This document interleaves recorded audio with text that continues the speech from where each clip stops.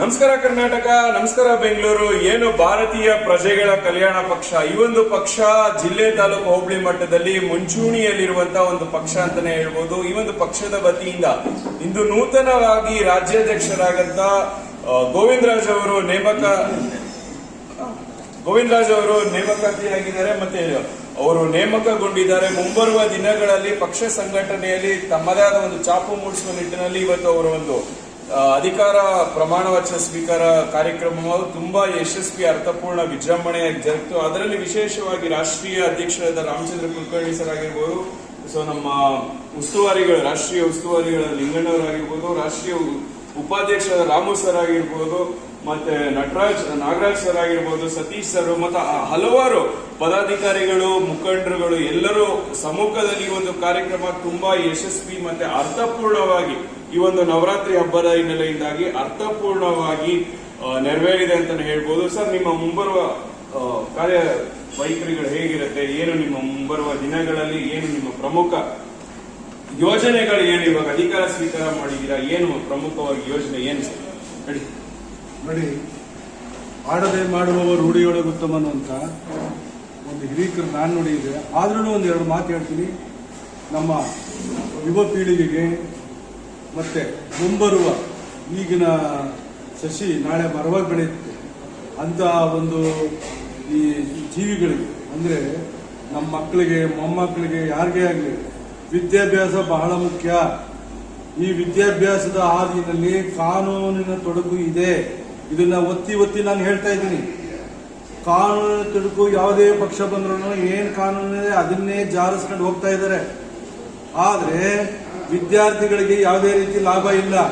ಒಂದು ಮೊಟ್ಟೆ ಜಾಸ್ತಿ ಕೊಡೋಕೆ ಹೇಳಿದೀವಿ, ಅಥವಾ ಯೂನಿಫಾರ್ಮ್ ಈ ಕಲರ್ ಚೇಂಜ್ ಮಾಡಕ್ಕೆ ಹೇಳಿದೀವಿ, ಅದು ಇದು ಹೇಳ್ತಾ ಇದ್ದಾರೆ ಹೊರತು ಶಾಶ್ವತವಾದಂತ ಒಂದು ಪರಿಹಾರಕ್ಕೆ ವಿದ್ಯಾರ್ಥಿಗಳಿಗೆ ಯಾವುದೇ ರೀತಿ ಯೋಜನೆಗಳನ್ನ ಬಿಜೆಪಿ ಆಗಲಿ, ಕಾಂಗ್ರೆಸ್ ಆಗಲಿ, ಜೆಡಿಎಸ್ ಆಗಲಿ, ಸಂಯುಕ್ತ ಸರ್ಕಾರ ಆಗಲಿ ಏನು ಪ್ರಯೋಜನ ಮಾಡಿಲ್ಲ. ಆದ್ರೆ ಮುಂದಿನ ದಿನಗಳಲ್ಲಾದ್ರೂ ಸಹ ಯಾವುದೇ ಪಕ್ಷ ಅಧಿಕಾರದಲ್ಲಿರಲಿ, ಅವರು ಒಳ ಅಂತರಂಗದ ಜಗಳ ಏನಾದ್ರು ಮಾಡ್ಕೊಳ್ಳಿ, ಆದ್ರೆ ಸಾರ್ವಜನಿಕವಾಗಿ ಒಳ್ಳೆ ಕೆಲಸ ಮಾಡಬೇಕು ಅನ್ನೋ ಮನೋಭಾವನೆ ಇದ್ರೆ, ನಮ್ಮ ದೇಶ ಉದ್ಧಾರ ಆಗಬೇಕು ಅಂದ್ರೆ, ನಮ್ಮ ರಾಜ್ಯ ಉದ್ಧಾರ ಆಗಬೇಕು ಅಂತಂದ್ರೆ ವಿದ್ಯಾರ್ಥಿ ಜೀವನ ಬಹಳ ಮುಖ್ಯ. ಈ ವಿದ್ಯಾರ್ಥಿ ಜೀವನಕ್ಕೆ ಬಹಳ ಮುಖ್ಯ ಅಂತಂದ್ರೆ ಉತ್ತೇಜನ ಕೊಡುವಂಥದ್ದು. ಈ ಉತ್ತೇಜನ ಕೊಡೋದು ಹೇಗೆ? ಮನೆಯಿಂದ ಪೇರೆಂಟ್ಸ್ ಎಷ್ಟು ಕೊಡ್ಬೋದು ಅಷ್ಟು ಕೊಡ್ಬೋದು. ಈ ಪೇರೆಂಟ್ಸ್ ಅಲ್ಲಿ ಬಡತನ ಇದೆ, ಸಿರಿತನ ಇದೆ. ಸಿರಿತನ ಇರೋನು ಕಾರಲ್ಲಿ ಕಳಿಸ್ತಾನೆ, ಕೇಳಿದಷ್ಟು ಫೀಸ್ ಕೊಡ್ತಾನೆ, ಹೇಳ್ದಂಗೆ ಕೇಳ್ತಾನೆ. ಆದ್ರೆ ಬಡತನ ಇರೋರು ಏನ್ ಮಾಡ್ಬೇಕು? ಅದಕ್ಕೆ ಆದಂತ ಒಂದು ಕಾನೂನು ರಚನೆಯನ್ನ ಮಾಡಬೇಕು. ಕಾನೂನು ರಚನೆ ಅಂದ್ರೆ ಹೇಗೆ? ವಿದ್ಯಾರ್ಥಿಗಳಿಗೆ ಫ್ರೀ, ಉಚಿತವಾಗಿ ವಿದ್ಯಾಭ್ಯಾಸ ಕೊಡುವಂತ ಒಂದು ಕೆಲಸ ಮಾಡಬೇಕು. ಹಾಗೂ ಟೈಮಿಂಗ್ಸ್, ಮತ್ತೆ ಅವ್ರಿಗೆ ಪಠ್ಯಪುಸ್ತಕದ ವಿಧಾನ, ಎಜುಕೇಶನ್ ಇರೋಂಥ ಪಠ್ಯಪುಸ್ತಕದ ವಿಧಾನ ಇರಬೇಕು ಹೊರತು ಒಬ್ಬ ವ್ಯಕ್ತಿತ್ವನ ವೈಭವೀಕರಿಸುವಂತ ಮ್ಯಾಟ್ರು ಪಠ್ಯಪುಸ್ತಕದಲ್ಲಿ ಇರಬಾರ್ದು. ವ್ಯಕ್ತಿ ಬಗ್ಗೆನೇ ಇರಬಾರ್ದು. ಅಂದ್ರೆ ವಿಚಾರಗಳನ್ನ ತಿಳ್ಕೊಳ್ಳುವಂತ ಕೆಲಸಗಳನ್ನ ವಿದ್ಯಾಭ್ಯಾಸದ ಮಟ್ಟದಲ್ಲಿ ಇರಬೇಕು ಅಂತ ನಾನು ಹೇಳ್ತೀನಿ ಸರ್. ಅಂದ್ರೆ ಕಾನೂನಲ್ಲಿ ದೊಡ್ಡ ಮಟ್ಟದಲ್ಲಿ ಒಂದು ಸುಧಾರಣೆ ಆಗಬೇಕು, ಕಠಿಣ ಕಾನೂನು ಕ್ರಮಗಳು ಬರಬೇಕು ಅನ್ನೋ ನಿಮ್ಮ ಒಂದು ಅಭಿಪ್ರಾಯ? ಹೌದು, ಕಠಿಣ ಕ್ರಮ. ಬೇರೆ ಏನು ಯೋಜನೆಗಳು ಅದೊಂದಿದೆ. ಹಾಗೆ ರೈತರ ಸಮಸ್ಯೆ ವಿಚಾರಕ್ಕೆ ಬಂದಾಗ, ಈಗ ಸ್ಥಳೀಯವಾಗಿ ಹೇಳೋದಾದ್ರೆ ಒಬ್ಬ ರಾಜಕೀಯದ ಏರ್ಚಾಟನ ಬಿಟ್ಬಿಡ್ಬೇಕು. ಮೇಕೆದಾಟು ಯೋಜನೆ ಪರಿಪೂರ್ಣ ಮಾಡೋದಕ್ಕೆ ಕೇಂದ್ರ ಆಗಲಿ, ರಾಜ್ಯ ಆಗಲಿ, ನಮ್ಮ ದೇಶದ ಯೋಜನೆ ತಾನೇ ಅದು. ಇದೇನು ರಾಜ್ಯದಲ್ವಲ್ಲ, ತಮಿಳುನಾಡು ಒಂದೇ ಅಲ್ಲ, ಕರ್ನಾಟಕದ ಒಂದೇ ಅಲ್ಲ. ದೇಶ ಯಾರ್ದು? ಭಾರತ ನಮ್ದು. ಮೇಕೆದಾಟು ಯೋಜನೆ ಆಗಬೇಕಾದ ಯಾವುದು? ನಮ್ದೇ. ಅದು ತಮಿಳುನಾಡು ಆದ್ರೂ ಅಷ್ಟೇನೆ, ಅವರು ನಮ್ಮ ಸ್ನೇಹಿತರೆ, ನಮ್ಮ ಸಹೋದರರೇ.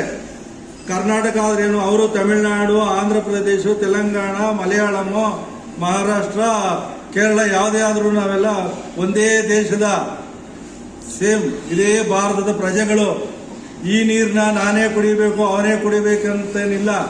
ಈ ವಿಚಾರದಲ್ಲಿ ಕೇಂದ್ರನು ಮಧ್ಯಸ್ಥಿಕೆ ವಹಿಸಬೇಕು, ರಾಜ್ಯನು ಮುಂದುವರಿಸಬೇಕು. ರಾಜ್ಯನು ಸಹ ಮುಂದಾಳತ್ವ ವಹಿಸಿ, ಯಾವ ಪಕ್ಷ ಆದ್ರೆ ನಿಮ್ಮ ಪಕ್ಷ ಚಟುವಟಿಕೆ, ನಿಮ್ಮ ರಾಜಕೀಯನ ಮನೇಲಿ ಇಟ್ಕೊಳ್ಳಿ ಸ್ವಾಮಿ. ನಿಮ್ಮ ಮನೆಯಲ್ಲಿ ಇಟ್ಕೊಂಡು ಕೆಲಸ ಮಾಡಿ. ನೀರಾವರಿ ಯೋಜನೆ ಬೇಕು ಅಂತಂದ್ರೆ ಡ್ಯಾಮ್ ಕಟ್ಟಬೇಕು. ತಗೊಂಡೋಗ್ಬಿಟ್ಟು ಸಮುದ್ರಕ್ಕೆ ಬಿಡ್ತಿರಲ್ಲ ನೀರು, ಇದು ಸರಿನಾ? ಇದು ಸರಿ ಇಲ್ಲ ಅಂತ ನಮ್ಮ ಭಾರತೀಯ ಪ್ರಜೆಗಳ ಕಲ್ಯಾಣ ಪಕ್ಷದ ವತಿಯಿಂದ ನಾನು ರಾಜ್ಯದ ಅಧ್ಯಕ್ಷನಾಗಿ ಒತ್ತಾಯ ಮಾಡ್ತೀನಿ.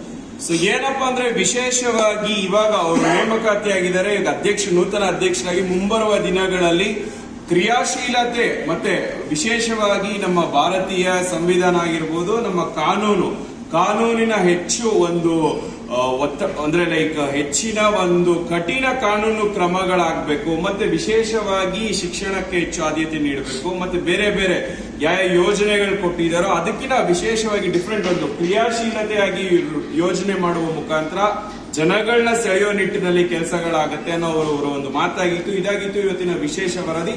ಮತ್ತೆ